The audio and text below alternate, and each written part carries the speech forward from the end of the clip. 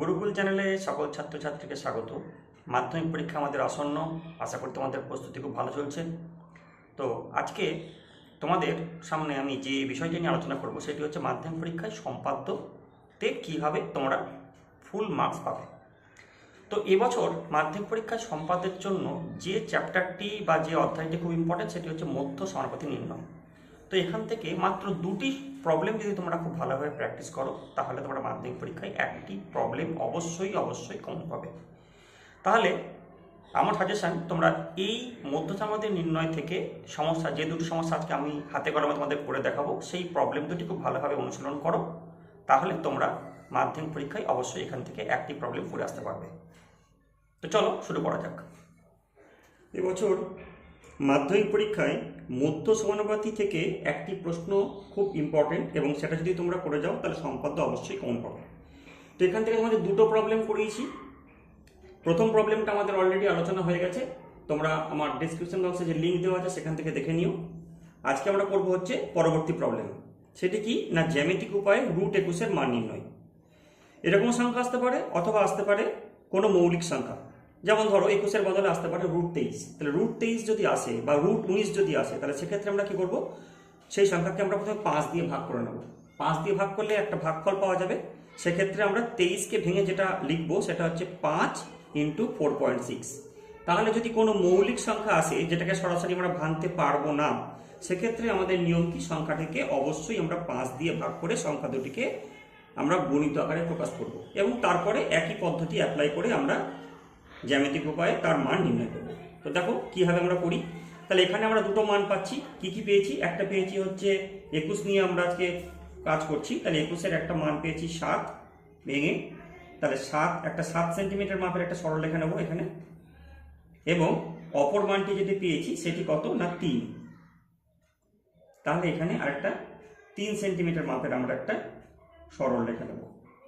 এবার আমাদের যেটা করতে হবে সেটা কি না, প্রথমেই আমরা একটা বড় সরলরেখা টেনে নেব, যে সরলরেখার নাম দিয়ে দেবো AX। তাহলে প্রথমে আমরা খুব সিম্পল একটা সরলরেখা নিয়ে নিচ্ছি, যে সরলরেখার নাম দিচ্ছি AX।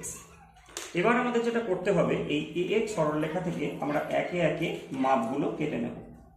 তাহলে ধরো প্রথমে যে মাপটা নিয়েছিলাম 7 সেন্টিমিটার, সেই 7 সেন্টিমিটার মাপটা নিয়ে আমি কাটছি। তারপরে আমি কাটছি কোনটা, ছোট মাপটা, অর্থাৎ 3 সেন্টিমিটার মাপটা। তাহলে 3 সেন্টিমিটার মাপ নিয়ে পরবর্তী আমি এখানে 3 সেন্টিমিটার মাপটা কেটে নিচ্ছি। তাহলে ধরে নাও প্রথমে যেটা কাটলাম সেটা হচ্ছে B, এবং পরে যেটা কাটলাম সেটা হচ্ছে C। এখানে আমার এই ছোট মাপটা হচ্ছে 3 সেন্টিমিটার, এবং উপরে যে বড় মাপটা রয়েছে সেটা হচ্ছে 7 সেন্টিমিটার। তাহলে AX থেকে আমরা পরপর দুটো মাপ কেটেছি, 7 সেন্টিমিটার এবং 3 সেন্টিমিটার। তাহলে কি দাঁড়ালো না, A থেকে নিয়ে C পর্যন্ত টোটাল মাপটা দাঁড়ালো 10 সেন্টিমিটার।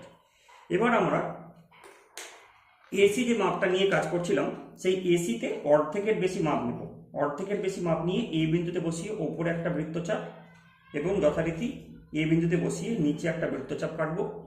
কাটার পর C বিন্দুতে বসিয়ে পূর্বের বৃত্তচাপ দুটিকে কেটে নেব। কেটে নিলাম। এবার যদি আমরা এই বৃত্তচাপ দুটিকে যুক্ত করে দিই তাহলে কি ঘটনা ঘটবে, তাহলে আমাদের AC সরলরেখা যেটি ছিল, অর্থাৎ 10 সেন্টিমিটার মাপের যে সরলরেখা ছিল, সেটি সমদ্বিখণ্ডিত হবে। তাহলে এইভাবে আমরা AC সরলরেখাকে প্রথমে সমদ্বিখণ্ডিত করে নেব। সমদ্বিখণ্ডিত করলে পরে যে রেখাটি আমি টানছি সেই রেখাটি AC সরলরেখাকে যেখানে ছেদ করবে সেই ছেদ বিন্দুর নাম দিয়ে দেবো O। এবার আমাদের যেটা করতে হবে সেটা হচ্ছে O থেকে নিয়ে A পর্যন্ত মাপটা নিতে হবে, এবং এই মাপটি নিয়ে আমাদের একটা অর্ধবৃত্ত অঙ্কন করতে হবে। তাহলে দেখো আমি একটা অর্ধবৃত্ত অঙ্কন করছি, যে অর্ধবৃত্ত, এইভাবে একটি অর্ধবৃত্ত সুন্দরভাবে তোমরা অঙ্কন করে নেবে। অঙ্কন করার পর তোমাদের যেটি পরবর্তী কাজ হবে সেই কাজটি কি না, পরবর্তী কাজ হচ্ছে যে এখানে যে B বিন্দু আছে সেই B বিন্দুতে আমরা একটা 90 ডিগ্রি কোণ অঙ্কন করে নেব। তাহলে B বিন্দু থেকে 90 ডিগ্রি কোণ অঙ্কন করতে হবে।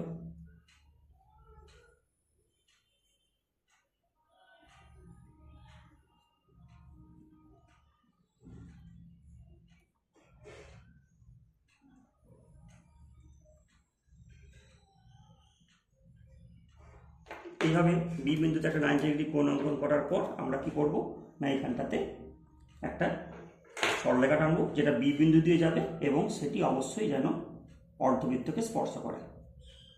তাহলে মনে করে এখানে সরলরেখা টানলাম, এই সরলরেখাটা পেলাম হচ্ছে বিডি।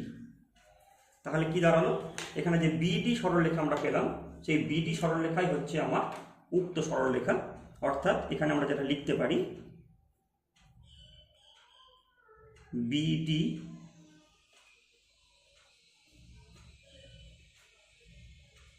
সরলরেখার দৈর্ঘ্য সমান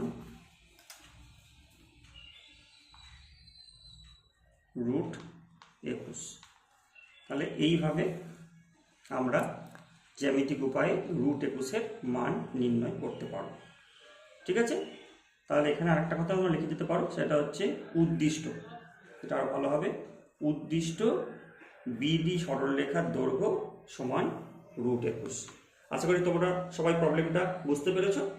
বেশ, আজকে এখানেই শেষ করছি, পরবর্তী ভিডিওতে আবার দেখা হবে। আমার এই ভিডিও যদি তোমাদের ভালো লেগে থাকে তাহলে অবশ্যই চ্যানেলটিকে সাবস্ক্রাইব করে পাশে থেকো এবং একটা লাইক ও শেয়ার করে দিও, যাতে তোমার বন্ধুরা তোমাদের পাশাপাশি উপকৃত হতে পারে। এবং আমাদের আগের যে ভিডিও সেই ভিডিওর লিঙ্ক আমি ডেসক্রিপশন বক্সে দিয়েছি, তোমরা সেখান থেকে একটু দেখে নিও।